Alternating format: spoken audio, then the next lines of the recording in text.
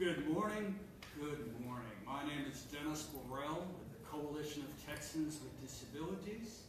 It is a statewide cross-disability advocacy organization. Our mission is to ensure that people with disabilities may live, learn, work, play, and participate fully in their community of choice. Notice I've focused on learn, because that is our subject today. The special education indicator that had been in use by the Texas Education Agency, which was a de facto cap on the number of kids with disabilities that could be served with special education services. So this weekend, I attended a play. It was a great play. It was a historical play. And at a key moment at the beginning of the play, the President of the United States stood up and said, "I have a vision that all American kids should be educated." Great statement. That president was the Texas giant, Lyndon Baines Johnson. The play was The Great Society. President Johnson made that statement in 1964, more than 50 years ago. It's taken us a while to get here. No one could say this was a rapid turn.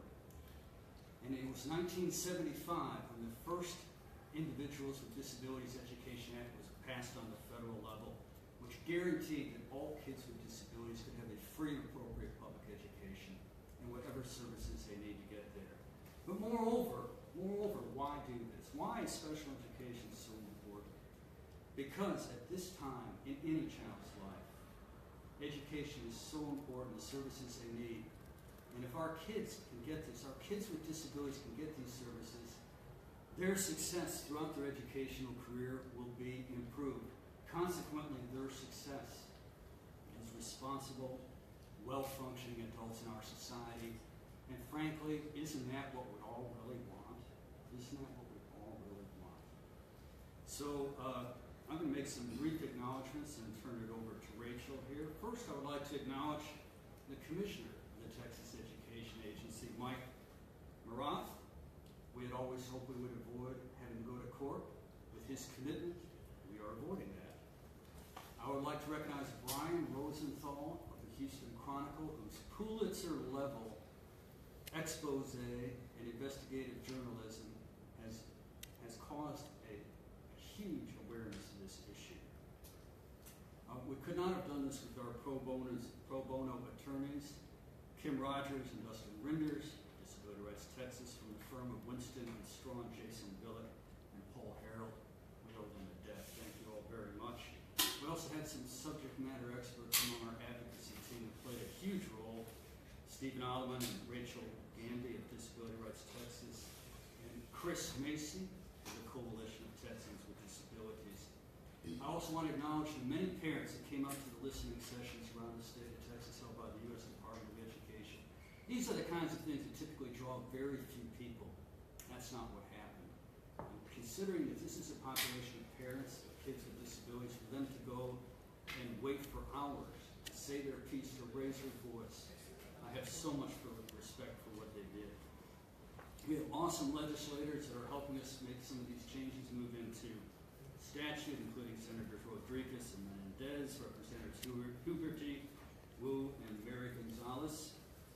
And finally, I'd like to thank my own board of directors at the Coalition of Texans with Disabilities. You know, we're a small nonprofit organization. I told them I think we ought to file suit against the state of Texas to solve this problem, and they told me to go for it. That was a pretty good moment for me. So at this point, I'm going to turn it over to Rachel. Thank you, Dennis. My name is Rachel Gandy. I'm a policy fellow with Disability Rights Texas, our state's designated protection and advocacy organization. At DRTX, very similar to CTD, our education team is dedicated to the mission of ensuring that kids with disabilities get the services that they're entitled to. But unfortunately, as Dennis also mentioned, thousands of kids have been denied access to the services that are crucial to their success. We can link a lot of those denials to a specific source, TEA's Special Education Representation Indicator. Since 2004, this internal agency policy has been buried within TEA's Performance-Based Monitoring Analysis System, or PBMAS, where it lowest enrollment rate in the entire country. The indicator works by punishing school personnel with audits and corrective action plans when they enroll more than 8.5% of the student body in special ed services. There's no similar punishment for under-identifying kids with disabilities. That means school districts have a choice to make. They can either identify and serve all kids who have the need and then face negative consequences, or they can fail to identify children, keep them out of services, and be left alone. This policy violates both the letter and spirit of state and federal law, and it continues to harm thousands of Texas families today. Since 2013, when Disability Rights discovered this policy, we've worked hard to eliminate it. We filed a systemic complaint with TEA, we requested a due process hearing, we've advocated directly with TEA leaders, anything we could do to stop this policy's impact, but we were repeatedly ignored, until now. This year, disability rights attorney Kim Davis Rogers, along with our partners at Winston and Strawn, issued 2 letters to TEA.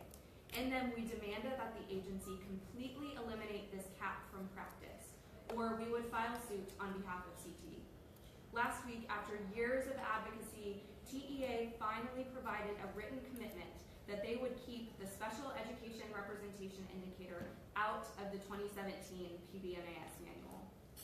We're excited to take a step forward in improving access to special ed services for our state's most vulnerable students. But we have to recognize that TEA's most recent stance is just that. It's just one step forward. More can be done to ensure that future TEA leaders cannot undo Commissioner Morath's written commitment. And most importantly, steps need to be taken to reform the culture of under-identification that still plagues Texas schools.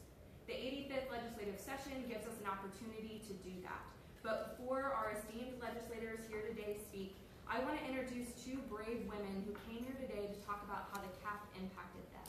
So that's Lisa Malden and Judy Martinez, and I'll start with Lisa.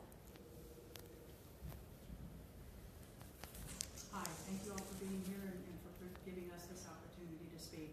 We knew very early on that our son was going to struggle in school, and we chose to live in Leander ISD because we had heard such wonderful things about their education in schools.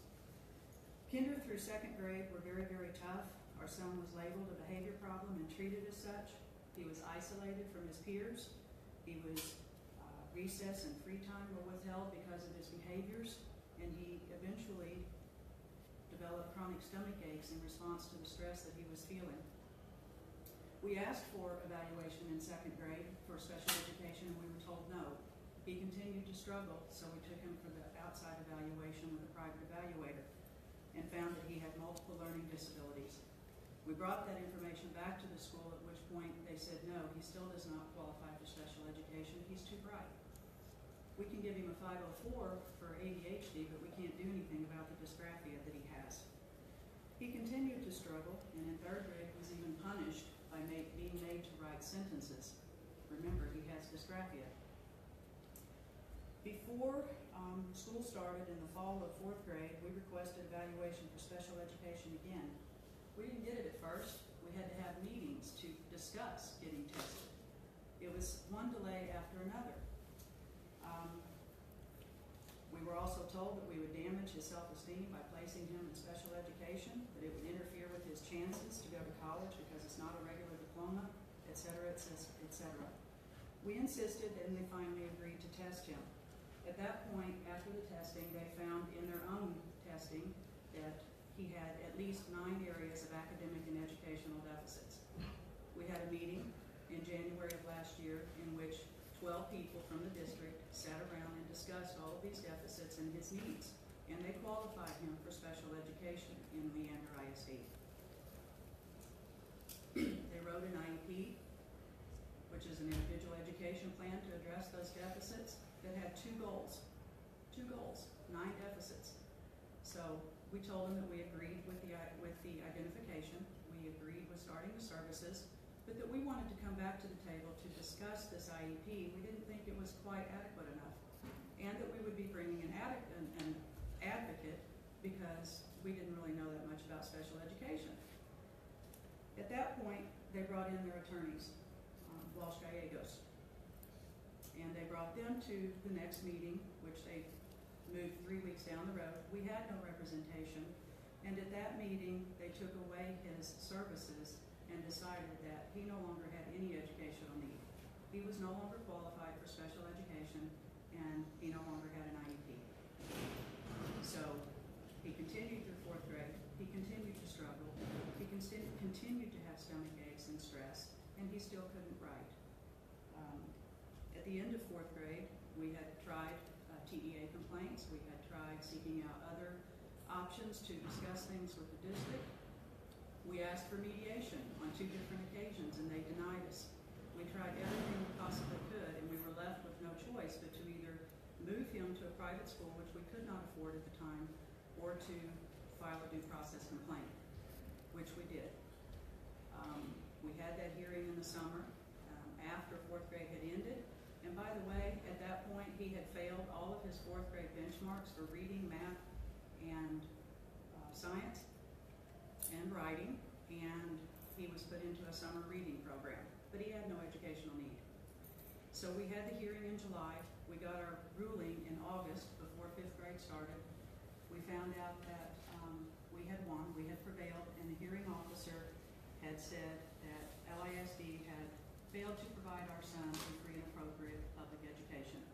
He ordered them to reinstate his eligibility and to redo his IEP across all academic areas. This really needs to stop. There are so many school districts and so many attorneys across the state who are treating parents and children this way. We really, really should not have to fight. Our children should not have to go through this and to develop anxiety and chronic stomach aches and still at the end of 5th grade not be able to write and to read properly. Please remove this cap, but there's so much more, as Rachel said, that needs to be done. There needs to be some kind of measures put in place for accountability, for tracking, to make sure that nothing like this ever happens again, and that we continue to serve all of the children in our state who need some kind of services. Thank you very much.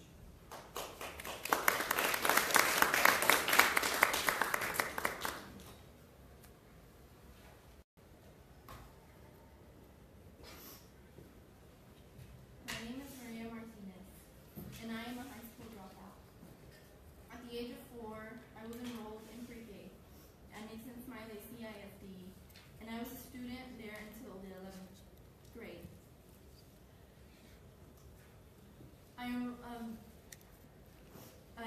A lot of things about high school I don't remember well anymore, but I do remember how I was frequently punished with lunch detention for arriving late to class and for being unable to complete my class assignments and homework on time. But you see, I needed extra time and different instruction. When I asked questions in order to understand things that were obvious to others, but not to me, some of my teachers would tell me that I was such a perfectionist. I struggled with everything, math, reading, and writing, yet my 11th grade English teacher and others would give me perfect grades. I wasn't completing my assignments, so how I earned those high grades was beyond me. But my inability to complete the STAR practice test was an issue the school could not control. They didn't know what to do with me. Nixon Smiley never identified me as a student needing services nor accommodations. I was overwhelmed and I couldn't sleep anymore. I was so overwhelmed, felt like my body was shutting down. I thought life wasn't worth living anymore. Despite my natural resistance to change, I agreed to go through with the only solution we had at the time. I moved to Austin to seek help. In the summer of 2014, my sister found and paid for a psychologist who evaluated my condition. I was diagnosed with Asperger's syndrome, ADHD, social anxiety, and a mild neurocognitive disorder. When I found out I am on the autism spectrum, it took some time to process, but it finally made sense of why I couldn't see the world the same way as almost everyone me, this means that I am different, not less. A year after my diagnosis, my mental health improved significantly, and I decided to return to school. Even though to this day, I still have nightmares of being stuck in a classroom feeling confused and helpless. But since I wanted to graduate, I enrolled at Austin ISD. We gave the administrators a letter from my psychologist and turned in a form telling them we wanted accommodations, just like the doctor had advised. However, nothing happened. I sat in the classroom so confused with packets to complete and without accommodations. I couldn't cope and I quickly went back to square one. I won't forget the meeting we had on my 18th birthday with Dr. Webb, the principal. Dr. Webb told us that her school didn't offer the services we were requesting because her school was already accommodating enough. She suggested I continue and complete her school's online classes from home instead. We went to the director of special education, who, while we sat in her office, called the school and demanded a response to our request for services within 10 days. Instead of reviewing my eligibility for services, the school officially withdrew me without notice the following day. My sister quit her job again to tutor and take care of me. I didn't have energy to do anything. I just wanted to sleep. I honestly sometimes wished I wouldn't wake up again. My depression,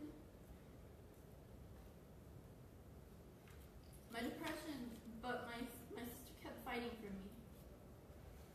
After she learned about the TEA cap, we requested a meeting with the superintendent. The assistant superintendent didn't have answers to my issue. And then Dr. Jean Bainey, the director of special education at AISD, offered me the opportunity to enroll at any school within the district immediately. However, she explained that I first would to enroll and start attending, and then they would evaluate me for services. She warned that the process could take weeks and months. Had I not waited enough? I asked for another meeting to discuss the arrangements because I don't trust them anymore. It's been more than 3 months and we have yet to hear back from anyone at AISD. If I had been granted the accommodations and support I needed, I would have had the opportunity to succeed and graduate from high school and could have been a college sophomore by now. But what's worse is that I know that I'm not the only Texan affected.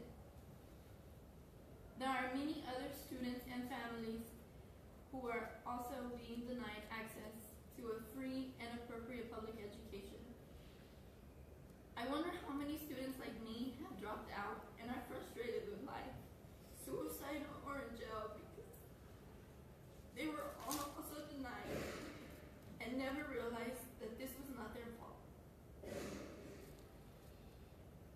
If money was motive, do you think we are really saving money in the long run with these policies? As long as the TEA cap is in place, how can I trust that I and others won't live through the same nightmare again? Today I don't ask for sympathy. I ask that you do something. Take action. I ask that you support bills that protect the right to an education for students with disabilities. I don't want anyone else to go through the struggles I've been through. Help us hold the school administrators and the TEA accountable. As Texans, we should know better, and we can do better. Thank you.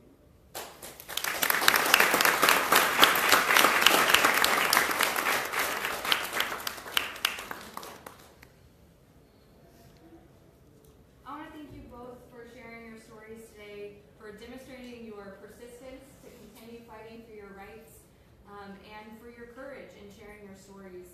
Luckily, here in our state, we have legislators who are here with us today who share that same courage, who consistently prioritize the needs of children with disabilities, both identified and unidentified.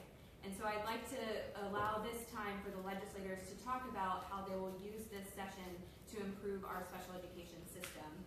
I'm going to start with a statement from Senator Rodriguez of El Paso, and then we'll pass it off to the legislators here.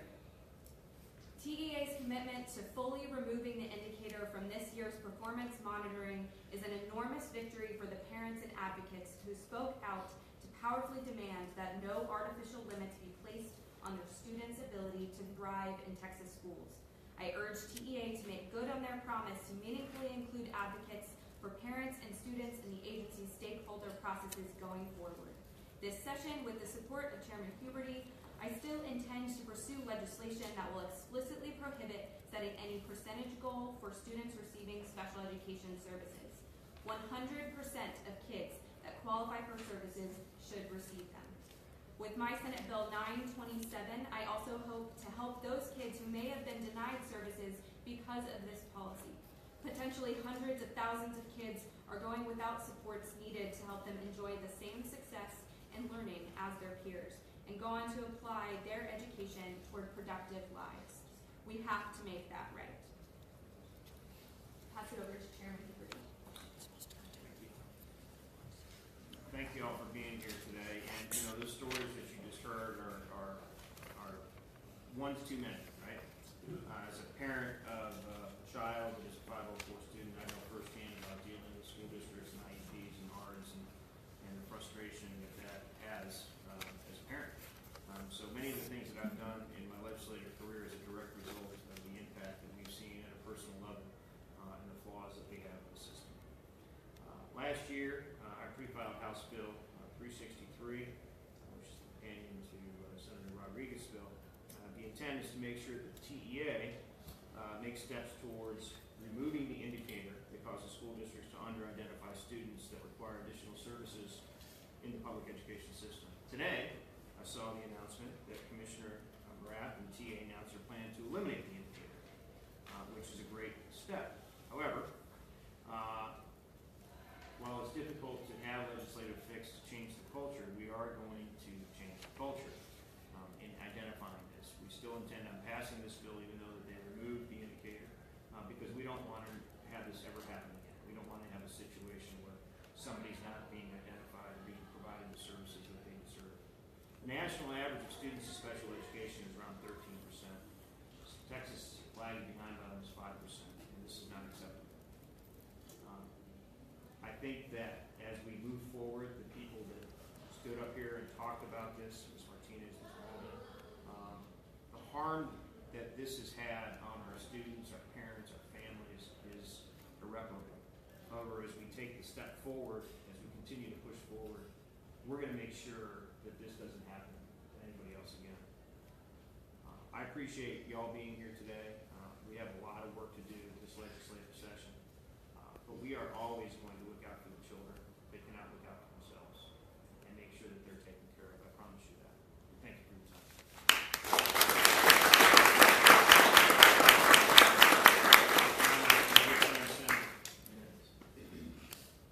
I want to thank Chairman Huberty for his leadership, my colleague Senator Rodriguez, and my good friend Representative Wu.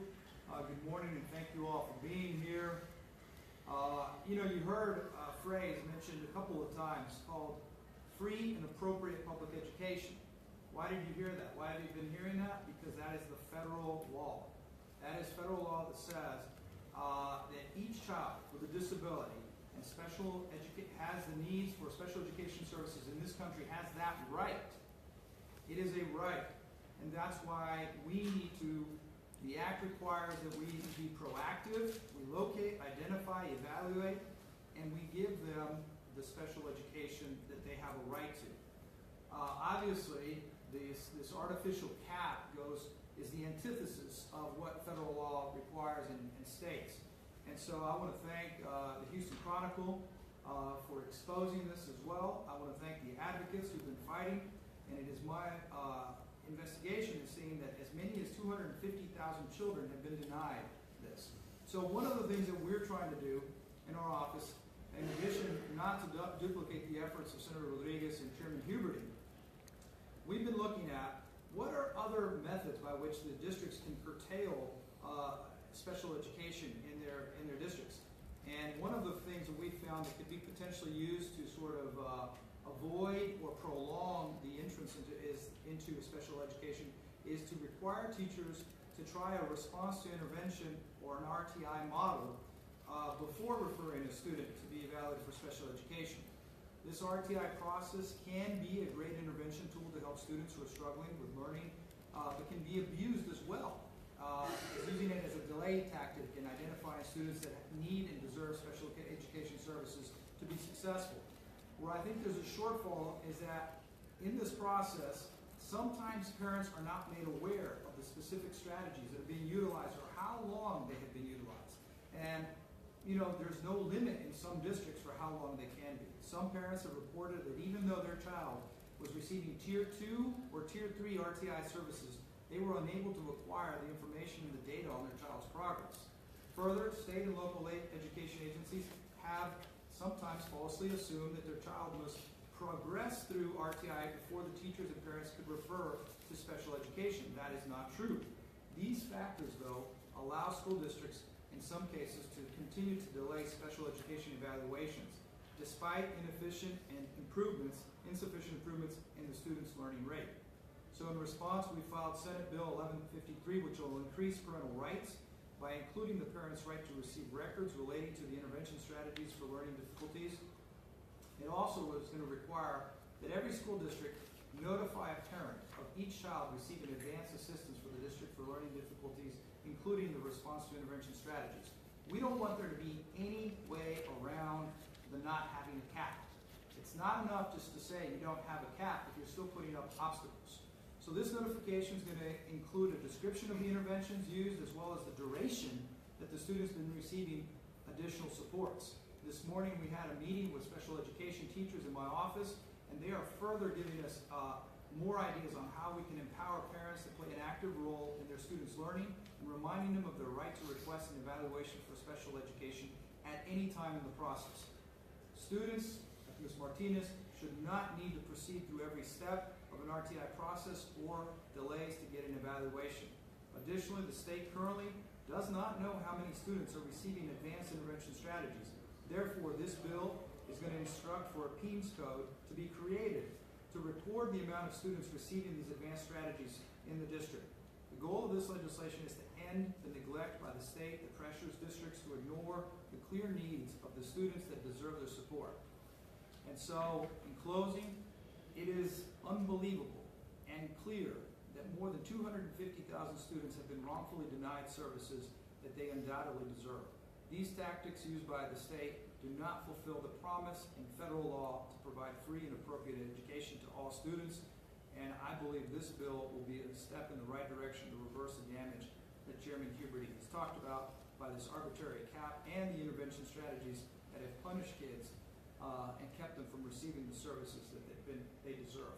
At this time, I'd like to ask Representative Jean Wu, who I'm proud to have companion legislation with, and very proud of working with both of these fine gentlemen on both in the House and now in the Senate as we move forward to help our Texas students. Thank you so much, Senator Mendez, Chairman Huberty, and Representative Speck is joining us as well. My name is Jean Wu. I represent Southwest Houston. I fully support all the legislation going forward to make sure that this doesn't happen again. But I'm still very concerned about looking backwards to why this happened in the first place. I would ask that the Lieutenant Governor and the Speaker of the House form committees to look at joint investigations to figure out how 250,000 Texas school children were wrongfully and illegally discriminated against. We need to know. We need to know whose idea was this, who approved it, who knew but didn't say anything. That we knew there is no possible way that people, our leadership in the TEA, did not know the consequence of this cap. They had to have known. If they couldn't have figured it out, they don't need to be there anymore. Because if they didn't understand that keeping 250,000 Texas school children out of the services that they needed and they deserved and they legally had a right to have was wrong, I don't know what kind of leadership we have. So, thank you so much for being here. As a reminder, part of the reason why we're here is because we don't spend enough money, we don't provide enough funding for our public education, and especially for families who have special needs children. Come and advocate, come and speak up, raise your voice, and tell the state, tell the legislature what is needed.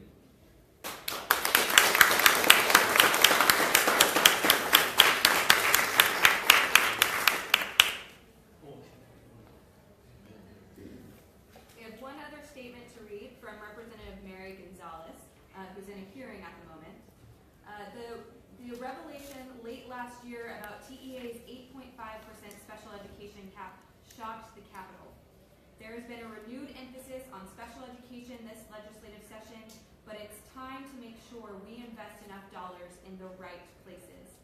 This week, I'm filing a rider that will reprioritize federal dollars to go back to special education.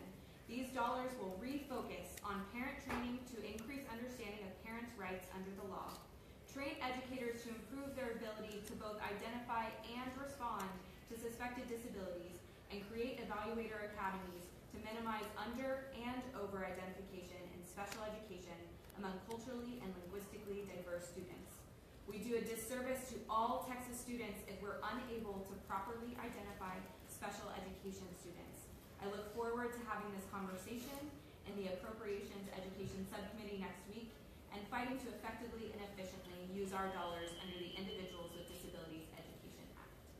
I want to thank all the legislators for being here today and using your position of power to speak for people who normally don't have a voice up here. We really do appreciate your consistent support on these issues.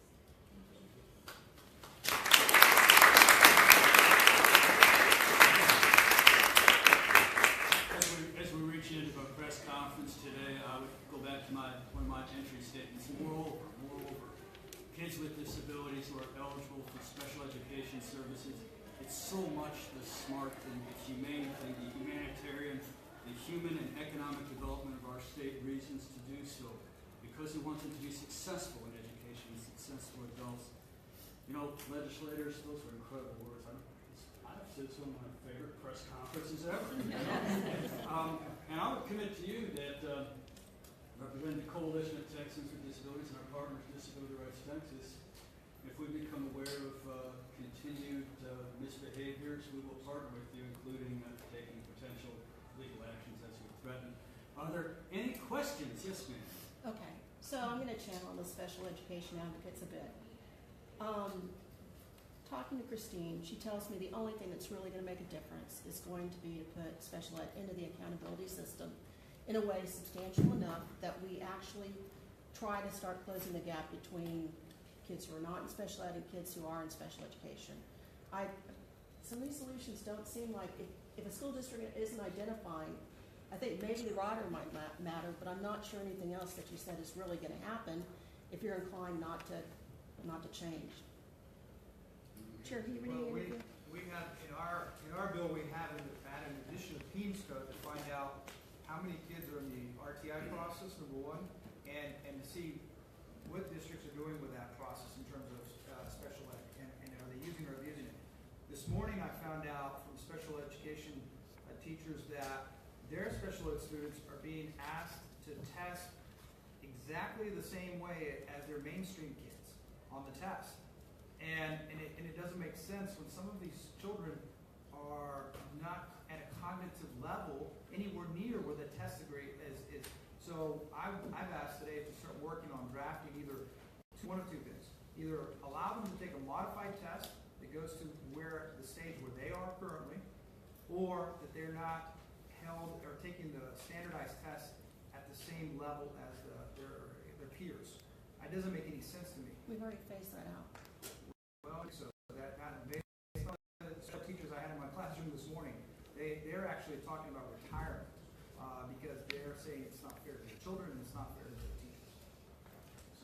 that's what I have to say in terms of my goal, but Chairman Huberty may have other things to add, probably. I don't know if she's been.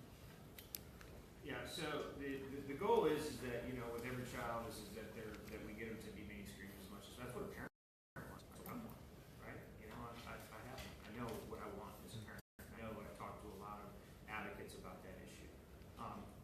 This particular bill specifically just deals with the 8.5% cap. That doesn't mean that we haven't taken care of a lot of the other issues as we go forward with other legislation this next session, and providing opportunities for school districts to be incentivized to identify those children. One of the big problems that we've seen is that, you know, when we talk about the ways and things that are under-identifying, you know, we found that school districts have not identified those children because of the economic situation associated with that. They're not being given any dollars to be able to deal with those children. We're hopeful that later today when we talk about some school finance issues and tomorrow and over the next several weeks, that we can come up with the plans and to identify and provide opportunity for school districts to be able to deal with that. That's important, but I want to be clear. Our goal is that this is, you know, even though I know Commissioner Morath said he's going to do this, is that we're putting something in place that codifies what they said they were going to do. We have a question about. I would like to know what percent of special ed funding goes to the very attorneys who fight giving special ed to children, because I'm worried that it's a very high percent. I don't have, are you talking about the attorneys who represent the school districts? Yes. I don't have that number handy. Okay. Each of the school districts have their own cost centers for those situations. All I can tell you is that on the school board, when I was on the school board, the policy had been in the past to fight a lot of those things. There's a balance, right? You know, between what a school district needs to provide, what they can provide, and what they can't provide. And I think that's the big issue: is school districts have to realize what they can't provide. And they need to ask for help along the way instead of fighting and spending the dollars on that. So my hope is that as we continue to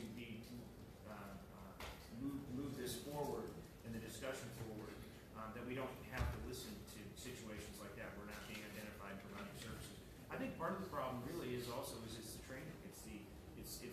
There's a lack of really specialized teachers within the classrooms and within the schools that just don't understand and just don't know. You know, dyslexia.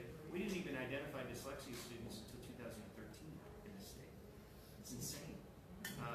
And so, you know, those are little things that we have to fix as we go forward. So I hear you. Thank you. That would be an excellent interim study, in my opinion. So would you support making that part of teacher training? I mean, that's what I've also heard from the advocates, that all of us who are teachers should be trained in special ed identification and strategies. Clearly, I think that as you go into the classroom, you need, and you have a grouping of children, you know, especially at the younger ages. You know, we don't start really doing identification of certain issues like dyslexia until the end of the second grade. But if you're trained to recognize it and identify it as a kindergarten teacher or a first grade teacher, you know, you can go to your principal and say, hey, you know what, there's something wrong with Joe. Let's do a test on this to see what's happening. The earlier we can provide intervention to the children, the better it always is going to be for that child. No doubt about it. I had a question for Mr. Wu. I had a question for you. Oh, sorry. So you talked That's about, what I was trying to leave. you talked about funding to educate parents. I'm sorry? You talked about funding for education for parents in special education. Funding for special education. Or What? to help parents know about special education. Representative Mary Mary Gonzalez. did. Okay, Yeah. never mind. Okay. Oh, I have a quick question to add to that. You know, there is a state designated parent training and information center, and it might be a good idea if they were encouraged, the ISDs were encouraged to let them in, because right now the situation is that the school districts won't partner with them at all. So it's very rare that they encourage parent education. That's one of the big problems I've seen over the last several years. I think school districts holistically try to do the right thing for all the children. Sometimes they just maybe perhaps need some additional help and support. So we always encourage that opportunity to work with that for sure. I want to thank all of you who've been working on this issue and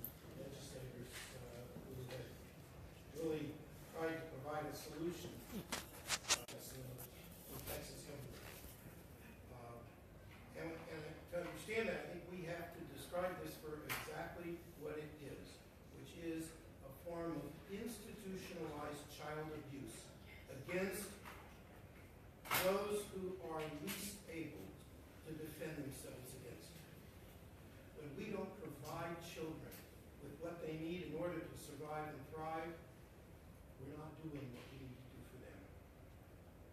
And when we deliberately, through the government of the state of Texas, discriminate against those children in such a way as to deny them those services, that to me is a form of institutionalized child abuse.